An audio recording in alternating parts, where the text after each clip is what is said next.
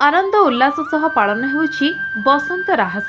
जगतसिंहपुर जिला एरसमा ब्लॉक अंतर्गत साईटोल ग्राम में पारंपरिक विधि विधान अनुसार चलित चैत्र शुक्ल पक्ष दशमी तिथि श्री श्री राधाकृष्ण युव परिषद आनुकूल्य प्रतिवर्ष परि एवर्ष मध्य बसंत राहस पूजा महासमारोह पालन करा जाइछि। उक्त उत्सवटी 6 दिन धरी चलिथिला। प्रभु वृंदावन बिहारी राधाराणींकर एही पूजा बसंत राहस नाम दीर्घ 42 वर्ष धरी एही अनुष्ठानटी ग्रामवासी मानक द्वारा शांति श्रृंखला सहित पालन हेउछि। घंट घंटुआल नाम संकीर्तन और डीजे बजे आनंदर सह ग्रामवासी माने कलश शोभा यात्रा करथिले। तापरे घट स्थापन सह पूजा कार्य आरंभ होइथिला। द्वितीय दिन सांस्कृतिक कार्यक्रम भजन कीर्तन करा जायथिला। तृतीय दिन पाला परिवेषण करा जायथिला। चतुर्थ दिन सांस्कृतिक कार्यक्रम प्रवचन सहित पंचम दिन मेलोडी कार्यक्रम करा जायथिला। षष्ठ दिन पूर्णाहुति परे भक्त मानक पई प्रसाद सेवनर व्यवस्था करा जायथिला। परे रामलीला गीतिनाट्य प्रशासन तरफ परिवेषण करा जायथिला। सप्तम दिन प्रभुंकर भसाणी उत्सव पालन करा जायथिला। 6 दिन धरी हजार हजार भक्तंक प्रभुंकर दर्शन निमंते छुटी आसीथिले। पंडित पार्थसारथी दास आउ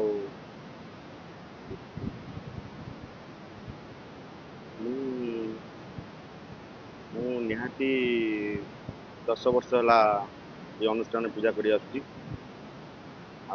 बहुत दीर्घ दिन अनुष्ठान ये बसंत रास प्रभु वृंदावन बिहारी राधाकृष्ण रास उत्सव ये चलती बहुत दीर्घ वर्ष धरी ये रास उत्सव ग्रामवासी मैंने कर बहुत शांति श्रृंखला सह आमर राधाकृष्ण पूजा चलती विशेषकर ग्रामर समस्त सदस्य माने सहयोग कर कमिटीर समस्त सदस्य माने भी सहयोग कर आज कलश शोभा यात्रा करा जायछि।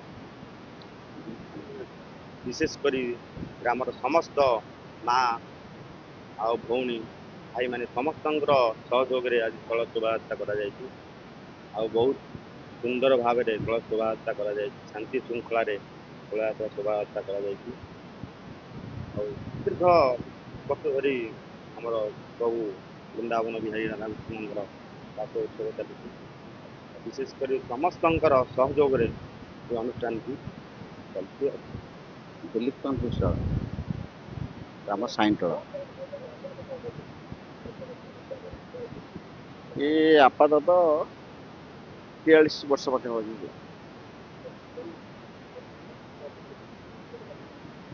ये राम नवमी पूजा है, राधा कृष्ण पूजा है। 43 वर्ष है ठाकुर ये स्पिरिचुअल ठाकुर देखिए आमर दीर्घ दिन है बापा अमल ये स्वप्न देखला क्या देखी जो स्वप्नटा को आम आज जमती मनीष स्वप्न देखे स्वप्न साकार हुए सेमती बर्तमान आजिकल युवपीढ़ी साकार करने जाइए भल भल भाव साकार कर स्पिरिचुअल प्रोग्राम रे आम गाँ आज जो अनडेभलप थिला ईश्वर आशीर्वाद सकाशे आज प्रायतः समस्ते भल पोजिशन अच्छा से राम पूजा हला दिन ठार प्रायतः भल अच्छा सुख शांति अच्छा। कल्चरल प्रोग्राम इठी पाला हुए रामनवमी हुए राम हनु जो जो आमर रामलीला हुए तापरे आमर जो प्रवचन कार्यक्रम हुए ये सब कार्यक्रम चले 9 दिन प्रोग्राम हुए तादर भसाणी हुए।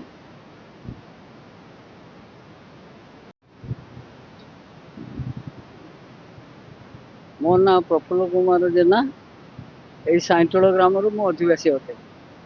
आमर ये अनुष्ठान आज की दीर्घ 49 वर्ष है अनुष्ठित हो आसंता वर्ष यार रूप जयंती पालन करा जीवो। प्रथम 1984 मसीह ये अनुष्ठान खूब क्षुद्र भाव में आरंभ होता ये गोटे आम चौरा अच्छी तारी उपर छोट छोट मूर्ति करी होता आगुरी जो मैंने सहयोग कर अनुष्ठान गढ़ी थे बहु लोग स्वर्गायन कले। जहा ବର୍ତ୍ତମାନ ଏ ଯୁବକମାନଙ୍କ ସହଯୋଗରେ ଏ ଅନୁଷ୍ଠାନ ଭଲରେ ପାଳନ କରାଯାଉଛି। ଆଉ ଏଥିସହିତ ଗାଁର ସମସ୍ତ ମୁରବୀ ସମସ୍ତେ ମିଳିମିଶି ତାକୁ ଖୁବ୍ ଆନନ୍ଦ ଉଲ୍ଲାସର ସହିତ ପାଳନ କରୁଛନ୍ତି। ପ୍ରୋଗ୍ରାମ ତ ପ୍ରାୟ ସବୁ ବର୍ଷ ହୁଏ। ଭଜନ ସନ୍ଧ୍ୟା, ପାଲା, ଘୋଡ଼ା ନାଚ, ଦଶକାଠିଆ, ରାମଲୀଳା ଏସବୁ ଅନୁଷ୍ଠିତ ହୁଏ। ଏ ବର୍ଷ ବି ମଧ୍ୟ ପୂର୍ବ ବର୍ଷ ଭଳି ବିଭିନ୍ନ ପ୍ରକାର କାର୍ଯ୍ୟକ୍ରମ ବିଭିନ୍ନ ସନ୍ଧ୍ୟାରେ ସାଂସ୍କୃତିକ କାର୍ଯ୍ୟକ୍ରମ ଅନୁଷ୍ଠିତ ହେବାର ଅଛି।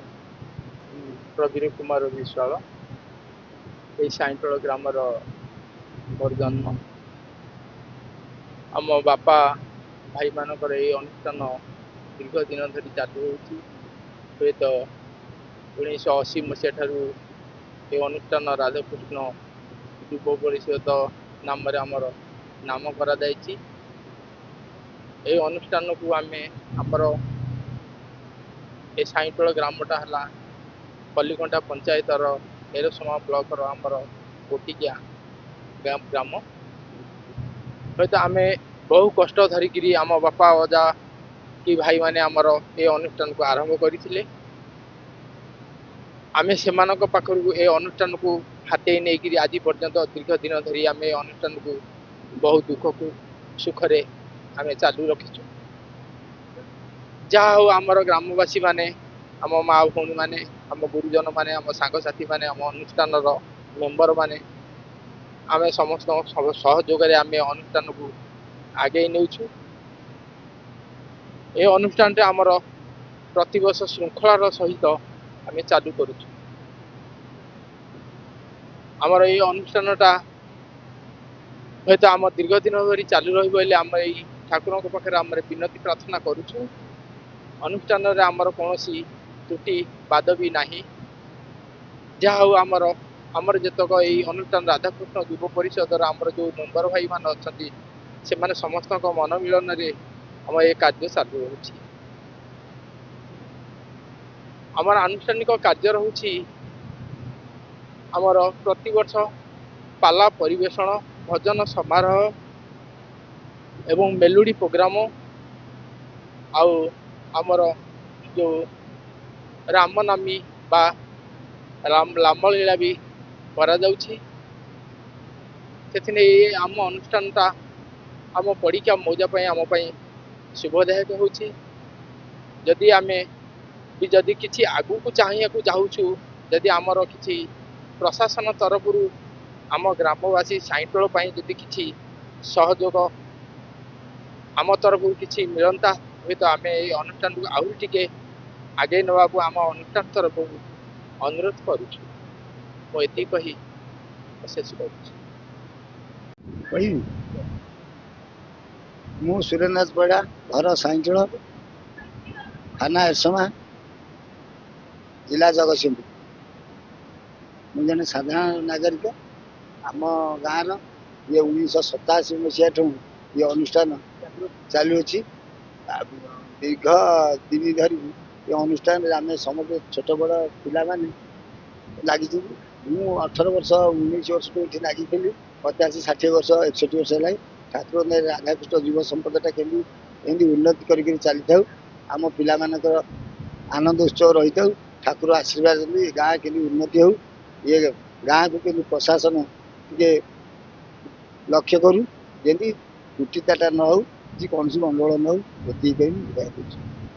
ଏରସମାର ନୃସିଂହ ମଲ୍ଲିକଙ୍କ ରିପୋର୍ଟ, ବିଶ୍ୱ ବିଜୟ ନ୍ୟୁଜ ଓଡ଼ିଶା।